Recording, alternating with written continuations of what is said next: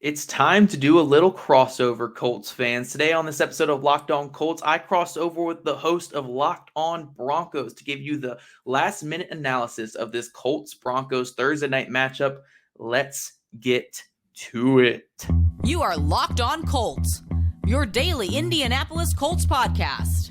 Part of the Locked On Podcast Network, your team every day.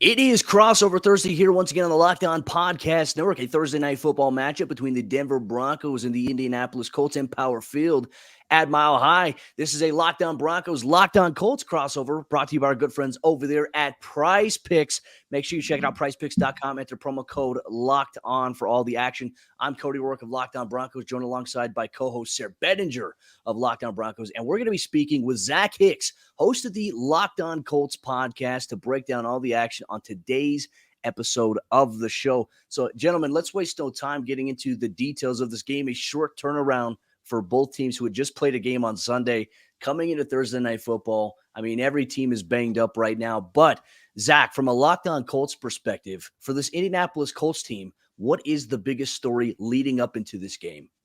You know, it's funny. We've done these crossovers now for a couple weeks here with Locked On Colts and with, all the teams that we've played against. And I feel like I've said the exact same thing for storylines with the Indianapolis Colts. And it's just, can this Indianapolis Colts offense get out of its own way? Just one time. I'm just begging one game for this offense to get out of its own way, because I actually wrote an article today for Horseshoe Huddle where I talked about this Colts offense is statistically the worst in football. 32nd in DVOA by a long shot. So bad that the team is ranked 32nd in DVOA overall when their defense is 13th overall. So that's how bad their offense has been. They're the worst team at scoring points this year, 14.25 points per game through 4 weeks, including the shutout in week 2, the only shutout in the NFL season so far.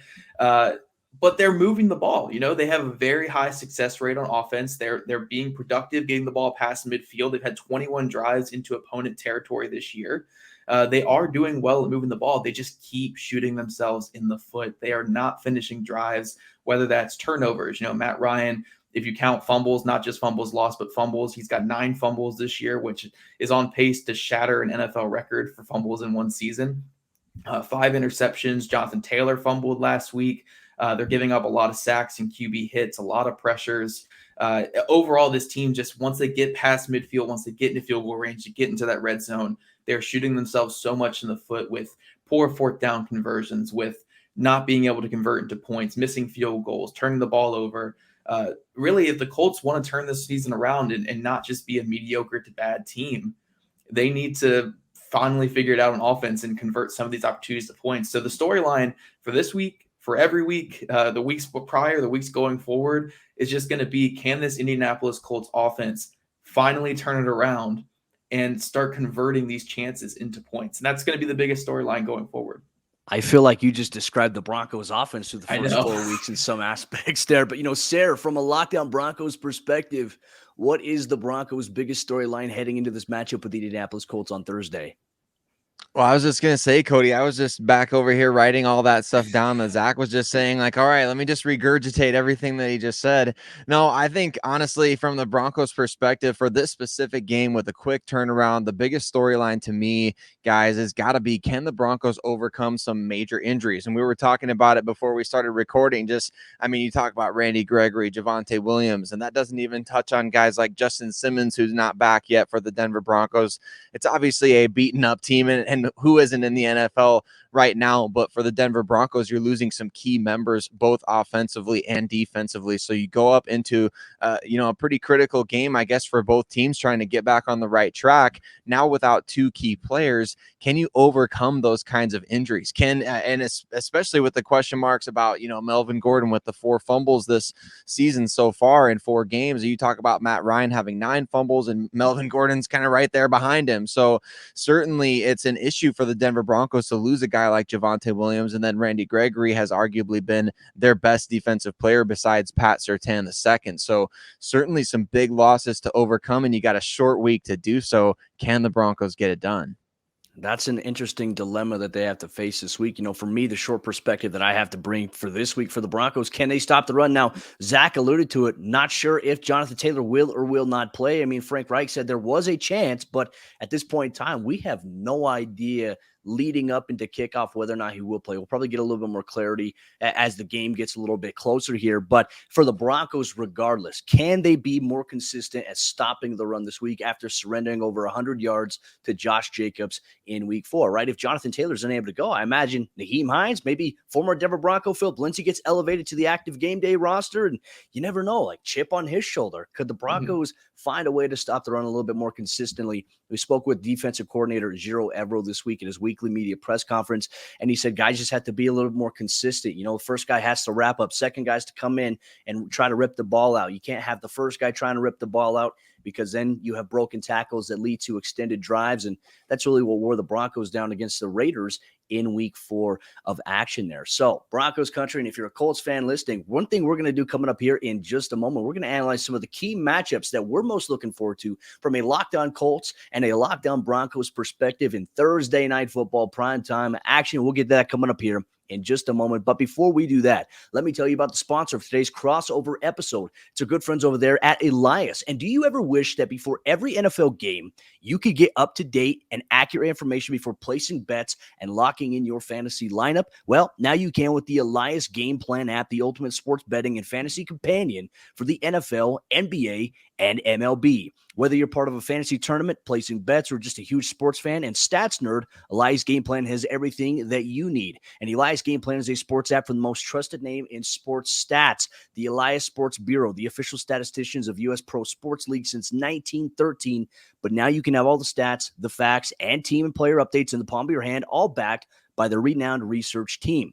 Take this NFL season to the next level and download the Elias Game Plan app today and choose from 3 game plans when you subscribe weekly, monthly, or annual. But I can get you 25% off your first month when you choose the monthly subscription. Just use my promo code LOCKEDONNFL25. That's one word, LOCKEDONNFL25. Find Elias Game Plan Sports Betting in the app or Play Store today and use promo code LOCKEDONNFL25. As we continue on with this crossover Thursday episode here on the Locked On Podcast Network, Locked On Broncos, Locked On Colts. Real quick, just want to say thank you so much to everybody. If you're a Broncos fan that tunes into Locked On Broncos, if you're a Colts fan that tunes in every single day to the Locked On Colts podcast, thank you so much for making these podcasts your first listen of the day, every single day, free and available everywhere you get your podcast in audio format, or whether you watch both shows on YouTube. Do us all a favor, hit that subscribe or that follow button respectively, so you never miss out on a day's worth of Denver Broncos or Indianapolis Colts news, content, coverage, and more every single day, all year long. Gentlemen, continuing on with our conversation on today as we preview Thursday Night Football, getting to some of the key matchups that we're all looking forward to this week. Zach, I want to start things off with you. From a Locked On Colts perspective, what are some of the key matchups you have your eyes on specifically for the Indianapolis Colts against the Denver Broncos? Yeah, so I actually have a couple, but I think one of the more personal ones that I just want to see, it really isn't even like a macro one. It's more of just a very micro matchup that I just want to see is Michael Pittman Jr. is an ascending young receiver who's had some really good games, and he had a really strong season last year. But how does he fare against one of the best young corners in all of football, arguably the best corner in all of football, in Pat Surtain? I think that's going to be a phenomenal matchup. So just on a micro level, before I even jump into the macro levels or anything like that, that is a really interesting matchup that I really want to see, because Pittman Jr. is a big physical guy, but Surtain is kind of handling everybody right now. Going to more of the macro level, more of the team stuff like that, I want to see if this Colts pass rush can really take that next step against this Denver Broncos offensive line that has kind of struggled a little bit this season. I'm not going to say that they've been as bad as Indy's offensive line, but they are kind of close. They are having their own issues up front. I know that the offensive tackle situation, especially on the right side, has been a bit of a struggle for the Denver Broncos this year. Can Yannick Ngakoue finally become that pass rusher the Colts traded for this offseason? Can Kwity Paye go from, he's looked really good this season, to, okay, this is a really great breakout game for Kwity Paye? And can DeForest Buckner kind of bounce back from a couple of lackluster games to start the season? I think this Denver Broncos offensive line offers a really good opportunity for the Indianapolis Colts pass rush to kind of get back to form. And then on the other side of the ball, the Colts offense, you guys mentioned it a little bit with your first matchup segment, with your first part of this episode here. Can the Colts running game kind of turn it around against this Denver Broncos defense that has not looked great against the run weeks? They went into this last matchup against the Tennessee Titans, where the Tennessee Titans were giving up the most yards per carry in the NFL. And superstar running back Jonathan Taylor went 20 carries for 41 yards in that one. So all the signs were pointing for the Colts to be able to run the ball in that game, and it didn't work whatsoever. And they kept running into a brick wall. Can they turn that around this week? Even if it is Nyheim Hines and Phillip Lindsay, can they just get some kind of production in the ground game? Because the Colts passing game outside of the turnovers last week was really good. But if the Indianapolis Colts want to have continued success this season, they have to run the ball, and they have to run the ball efficiently. And I think this Denver Broncos defense is a good way to kind of get back on track. I will say one of the things I was looking at kind of coming into this matchup, obviously Jonathan Taylor is the workhorse of this entire offense for Indianapolis. And you could tell it because when Matt Ryan is your second leading rusher with 12 yards rushing and Nyheim Hines with 11, there's a little bit of a concern there. So, I think at that same unknown variable, one thing I'll throw out there is the Broncos had a similar situation like this last season, and they played the Raiders in one of the matchups. And then the very next week, going to Thursday Night Football, they had to play the Cleveland Browns, where the Dearness Johnson game came from. This is where he became a household name. It was against the Broncos defense. So hopefully the Broncos can avoid that repeat. But Sarah, from a Locked On Broncos perspective, what are some of the matchups you have your eye on this week, Thursday Night Football primetime action? Well, I don't know if you necessarily call this a matchup specifically, but I'm going to call it a matchup, Cody. I'm going to say Matt Ryan versus the Denver Broncos pass rush. Obviously, that's been an area of struggle for him this season with the 5 interceptions, the 9 fumbles, and the Broncos have really been good in this department. Ejiro Evero, the defensive coordinator, has dialed up blitzes when need be. He's made good on his promise back when he was hired, right? If 4 is not working, I'm going to send 5. If 5 is not working, I'll send 6. And he's done so in a variety of different ways. We've seen him line up Bradley Chubb and Randy Gregory on the same side of the field. We've seen him line up Draymond Jones way out wide of the tackle. We've seen him send K'Wan Williams. We've seen him send, a lot of different players, Josie Jewell. And it's just been all over the place in terms of who's rushing the quarterback for the Denver Broncos. But specifically, we know that in this game, it's going to be key for the 2 young guys, Baron Browning and Nick Bonito, who are going to get majorly increased roles with the injury to Randy Gregory. They're going to have an opportunity to kind of make this their breakout game, similar to some players on the Colts side, it sounds like. So I think Baron Browning and Nick Bonito, Cody, coming off the edge against Matt Ryan, that's a key matchup that I'm going to be looking for in terms of, just seeing how he responds to that pass rush and how those 2 young pass rushers can kind of hurry up his process.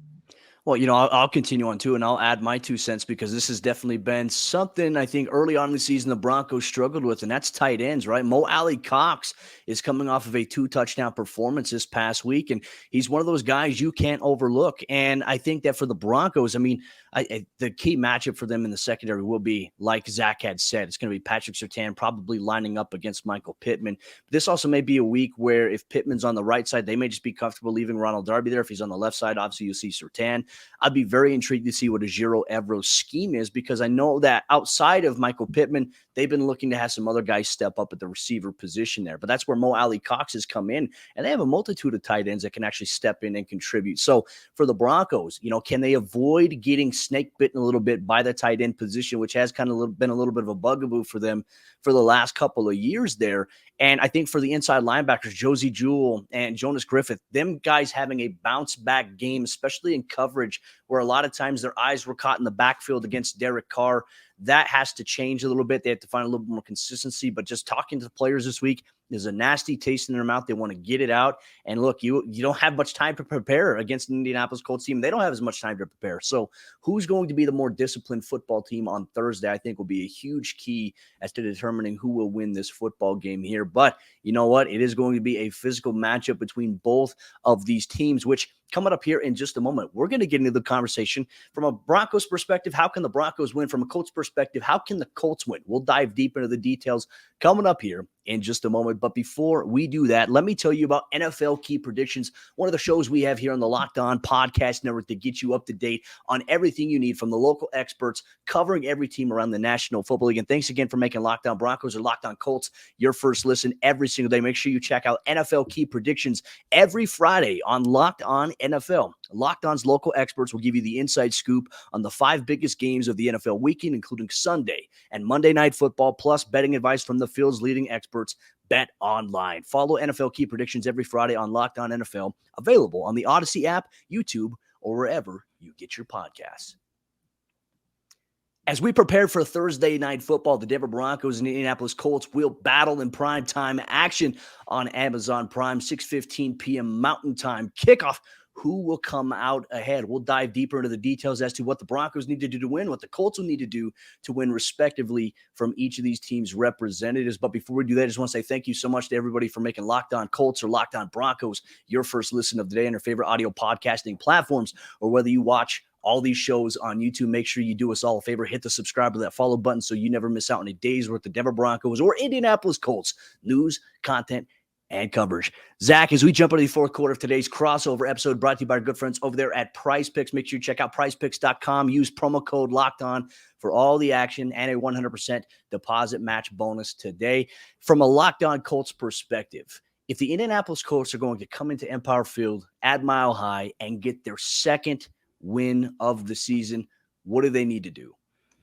It really comes down to turnovers, I know I come off like old ball coach here, turnovers are the name of the game and stuff like that, but it really comes down to turnovers. Right now, the Colts are -6 in the turnover differential department this season, which is second worst in the NFL, just behind the New Orleans Saints. They have the second most turnovers in general this year, and they're not taking the ball away very much. They are. I think they only have 2 takeaways on defense this season. They want to see that change going forward. And I think, again, this is a good opportunity against the Denver Broncos team where their starting running back has 4 fumbles this season. Russell Wilson has not been, super, super productive throughout his whole career. So I do think that the Indianapolis Colts need to bounce back in a lot of ways. But I think with the turnover differential, that's going to be the biggest thing because the Colts, they've had some close games this season, a tie in week 1. They lost this past week by 7 to the Tennessee Titans. That big difference has been turnovers. The Colts defense has been put into short fields and teams have been converting. I think I put out a stat the other day that the Colts have given up more points off turnovers this year than points on all the other drives combined with their defense. And that is what is killing this Indianapolis Colts defense, and the only reason why this defense isn't a top unit like the Denver Broncos defense right now. So you really want to see just that turnover differential kind of skew towards the Colts. And if they want to have a chance to win this game, they have to come out and not turn the ball over on offense and take the ball away on defense. And I know that is such a, do this very obvious thing if you want to win, but it's something that the Colts have been failing at so far this season. So I really do think this is the perfect chance to turn around. It's going to be an ugly game. It's a Thursday game with a lot of injuries. These games are never pretty. Like you guys mentioned, that Cleveland Browns and Denver Broncos game last year on Thursday Night Football, kind of an ugly game. And that's just kind of how these games go. So if you want to win ugly, you have to win the turnover battle. And I think that's something the Colts really have to do for the first time this year. Spot on there. I mean, we agree with you in that sense too, because it's hard to go play a game on Sunday and the physicality standpoint because your body's still recovering from the physicality that you sustained. So you have to try to get your body as right as possible, and you don't get as much on-field practice time. Everything that we've seen so far this week for the Broncos has been walk-through based, like no physical elements. They'll do a little bit of a physical walkthrough on Wednesday, but that's still tough when you consider just the nature of having to play another game. But those are good keys. And obviously, like for me, I'm a football guy in the sense that I think of it as a ball coach as well. So I definitely understand where you're coming from. Sarah, from a Locked On Broncos perspective, if the Broncos are going to try to find some semblance here and rebound after a disappointing loss last week to the Raiders, what do they need to do to get a win against the Indianapolis Colts? Well, I know it does sound simple, right? A lot of these keys to victory, but I mean, that really, it boils down to 2 teams that kind of need to do the simple things better, right? And that's exactly what we don't expect necessarily to see from a Thursday night game. When you have a quick turnaround, you got injuries, things like that, you got to win sloppy. To me, Cody, I think if the Broncos are going to win this game against the Indianapolis Colts, who, by the way, for Broncos fans listening, like we were rooting for the Colts just a couple weeks ago as they beat the Kansas City Chiefs. So we know that they have a pretty darn good team here that this is no slouch they're going up against. You got to do the simple things well. And to me, that means that you got to stop the run defensively. You got to force the Colts into obvious passing situations, kind of put the ball in Matt Ryan's hands. I mean, 10 years ago when Peyton Manning was taking on the Atlanta Falcons and Matt Ryan, I would have said the exact opposite, but times are different now. And Matt Ryan, you want to put the ball in his hands and that's really forcing into the Broncos defensive strength, right? Their pass rush and their pass defense. So it has less to do with Matt Ryan and more to do with that.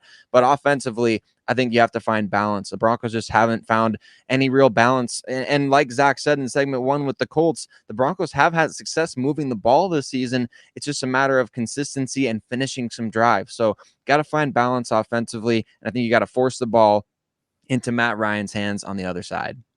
It's a great point there. And one thing I would say that the Broncos need to avoid in this game specifically, I mean, Zach was talking about how the Colts and their defensive line, they've been struggling to really get home. That was the story with the Raiders before they played the Denver Broncos. I mean, Max Crosby came through twice clean and sacked Russell Wilson. Nate Hobbs blitzed off the nickel clean and got to Russell Wilson. The Broncos offensive line has struggled with consistency. Cam Fleming, Graham Glasgow, to the point where they had to add extra tight end help to that side to try to negate that. I think that when you look at this Colts defensive line with Yannick Ngakoue, DeForest Buckner being one of those guys, one of those other force members there, I mean, they have a pretty strong defensive line here, and you can't let them get right against the Denver Broncos. So my key, if the Broncos are going to win this game, they have to avoid long field situations on offense, which for some reason they've seemingly faced that every single week. 2nd and 15, 3rd and 15. Heck, there was a 1st and 30 that they faced against the Las Vegas Raiders, but they were able to score on that drive, which is wild to think about. So you know what? The NFL is weird. It is wild, but if the Broncos can find a way to stop going backwards on offense and finding themselves in long field situations, I think they have a better chance to play, because one thing I don't think you can do against the Colts, if you get sacked and let's say it's like 2nd and 16, or let's say it's 3rd and 15, you can't necessarily throw it down deep because you have guys like Stephon Gilmore, who's playing pretty well right now for the Colts defensively.